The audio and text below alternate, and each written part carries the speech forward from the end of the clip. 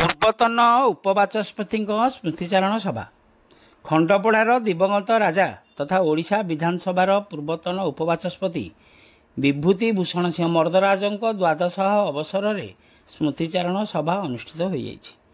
ଏ ଅବସରରେ ଆୟୋଜିତ ସ୍ମୃତିଚାରଣ ସଭାରେ ଖଣ୍ଡପଡ଼ା ଜଣେ ଦରଦୀ ରାଜନେତାଙ୍କୁ ହରାଇଥିବା ନେଇ ମତ ପ୍ରକାଶ ପାଇଥିଲା। ଏହି କାର୍ଯ୍ୟକ୍ରମରେ ଓଡ଼ିଶା ବିଧାନସଭାର ବାଚସ୍ପତି ସୁରମା ପାଢ଼ୀ,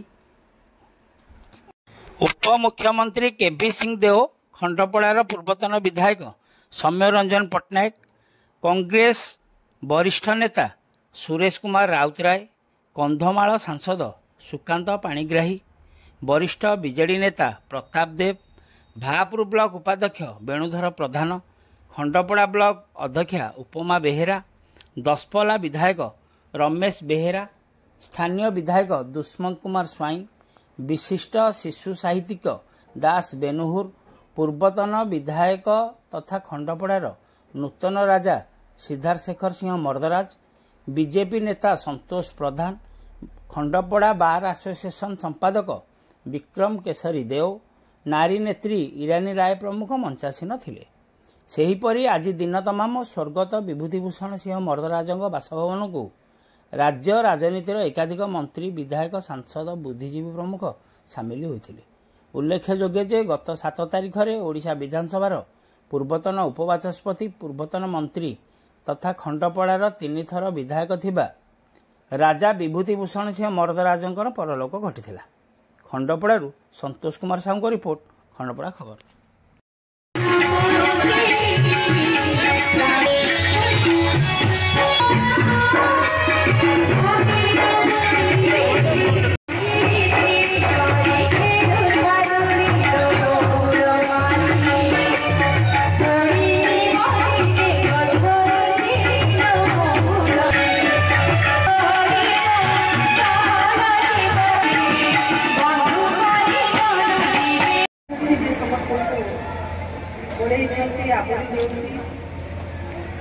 प्रजा मान अति प्रिय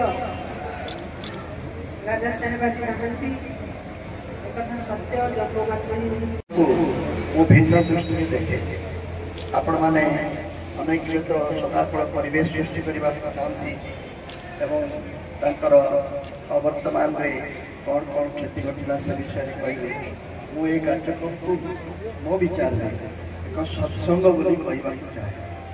जो मैंने सत्संग जोगदे जानी सत्संग 3टी जिनिस हुए, गोटे भजन हुए, आउ गोटे कीर्तन हुए एवं आउ गोटे भोजन हुए। भजन तो ये सभा पूर्व होता एवं वर्तमान आम जहाँ करने को जाऊँ राजा साहब विभूति बाबू गुण कीर्तन कर भोजन आपको अपेक्षा कर रही। तेणु ये दृष्टि केवल सत्संग विभूतिभूषण सिंह मर्द्दराज को आज अवर्तमान में जो भाषा मु सम्मान जानी ना व्यक्तिगत भाव से मो जीवन गोटे अभूला अंग हो रे।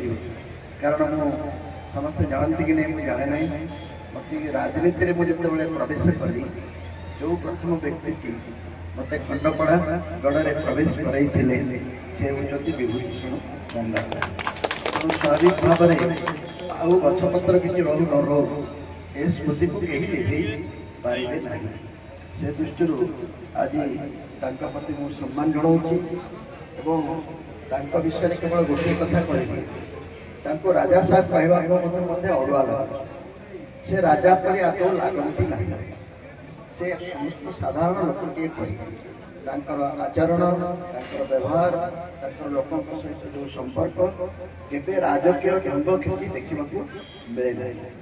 पोशाक पाइबे ना कथबार्ता पाइबे ना बंधु मान सहित संपर्क पाइबे। तेणु ये गोटे नेता लोक नेता ये प्रजाकर राजा नुहे से लोकंर नेता ही पारे प्रति मो गभीर श्रद्धांजलि जन ईश्वर को धन्यवाद दूँ ये एभली गोटे लोक सहित परिचित करार सुजोग मत सी देले केवल देले ना मो राजनैतिक जीवन में प्रवेश करने जड़े साथी को मत ସେଥିପାଇଁ ଈଶ୍ୱରକୁ ଅନେକ ଅନେକ ଧନ୍ୟବାଦ ଏବଂ ମୋର ବିଶ୍ୱାସ ସିଦ୍ଧାର୍ଥ ବାବୁ ଅତ୍ୟନ୍ତ ଭାଗ୍ୟବାନ ମଣିଷ ଏଭଳି ଗୋଟିଏ ପିତାର ପୁତ୍ର ହେଇଛନ୍ତି। କେହି ନ କହୁ ତାଙ୍କର ପାଇଁ ଗୋଟିଏ ଆହ୍ୱାନ ହେଲା ତାଙ୍କ ଅବର୍ତ୍ତମାନରେ ଯେଉଁ କ୍ଷତି ହେଇଛି ତା ଅପୂରଣୀୟ ହୋଇ ନ ରହୁ। ଆମେ ସମସ୍ତେ ଯଦି ତାଙ୍କୁ ଭଲ ପାଉଛେ ତାଙ୍କ ଦ୍ୱାରା ଯାହା କ୍ଷତି ହେଇକି ନ ରହିବା ଫଳରେ ସେ କ୍ଷତିକୁ ଯେତେ ଶୀଘ୍ର ଆମେ ସେ ଭର୍ତ୍ତି କରିପାରିବା ତାଙ୍କ ପ୍ରତି ସେତିକି ବଡ଼ ଶ୍ରଦ୍ଧାଞ୍ଜଳି।